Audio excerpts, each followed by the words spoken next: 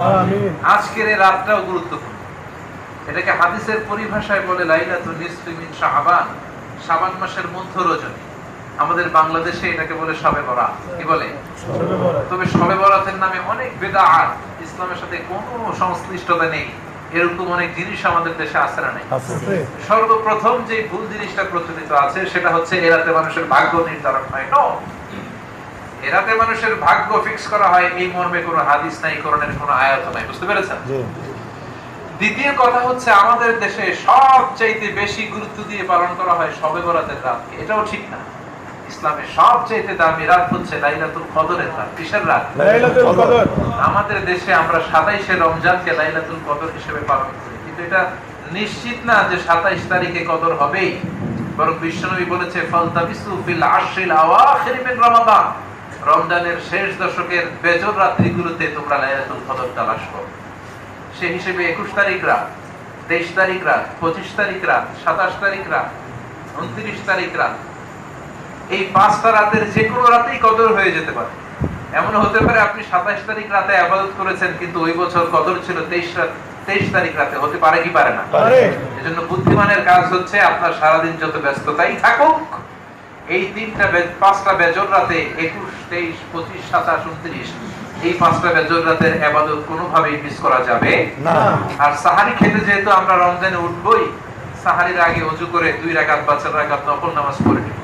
সবকিছুর জন্য আমরা চাইবো কার কাছে? অনেকের ভিসার সমস্যা আছে, খেতে খেতে আল্লাহর কাছে চান। এখনো বিয়ে করেন নাই, আল্লাহর কাছে চান। সন্তান নাই, আল্লাহর কাছে চান। ধনাঢ্যতা চাচ্ছেন, ধনী হতে চান, বিজনেস চালাতে চান, যাও চান, আপনার মনের সব দুঃখগুলোকে কায়মনো বাক্যে কার কাছে পেশ করতে হবে? কেউ যেটা দিতে পারে না সেটা দিতে পারে কে? আল্লাহ। আর জোরে বলেন কে? আল্লাহ।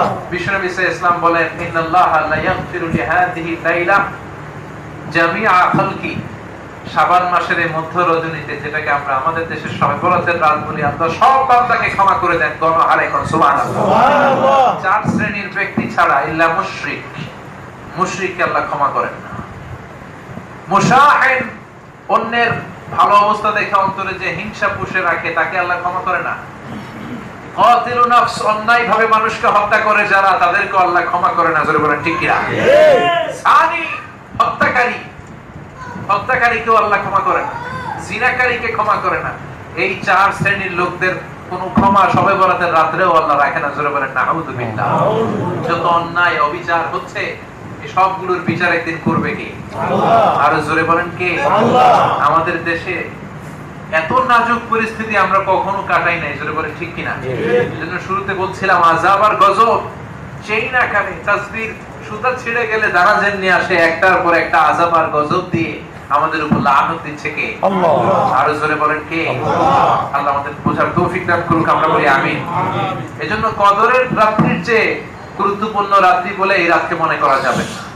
এই রাতকে ভাগ্য রাত্রি, ভাগ্যের রাত্রি, ভাগ্য রজনী বলে মনে করা যাবে না। এই রাতে হালুয়া বিতরণ, সিন্নি বিতরণ, অতিমাত্রায় লাইটিং করা, এগুলো করা যাবে না। বরং এই রাতে আল্লাহ যেহেতু বান্দাকে ক্ষমা করে দেয়, এমন পরিবেশ আমরা নিজেদের জন্য করে রাখবো যেই পরিবেশ দেখলে আল্লাহ আমাদেরকে বেশি বেশি ক্ষমা করবে। জোরে বলেন ঠিক কি না? আল্লাহ আমাদের সবাইকে কথাগুলো বোঝার ও আমল করার তৌফিক দান করুন। আমিন। যতগুলো কথা বললাম কোরআন এবং হাদিস থেকে বলেছি, বানিয়ে কিছু বলি নাই। তারপরেও আমার মনের অজান্তে কোনো মিস ইনফরমেশন যদি বের হয়ে যায়, সেগুলোর জন্য আল্লাহ আমাদের স্মৃতিপট থেকে মুছে দেয়, আমরা বলি আমিন। সত্য, সুন্দর, কল্যাণকর যা বলেছি তার সবটুকু প্রথমে যেন আল্লাহ আমাকে আমলের তৌফিক দান করে, আপনাদেরও আমলের তৌফিক দান করে, আমরা বলি আমিন।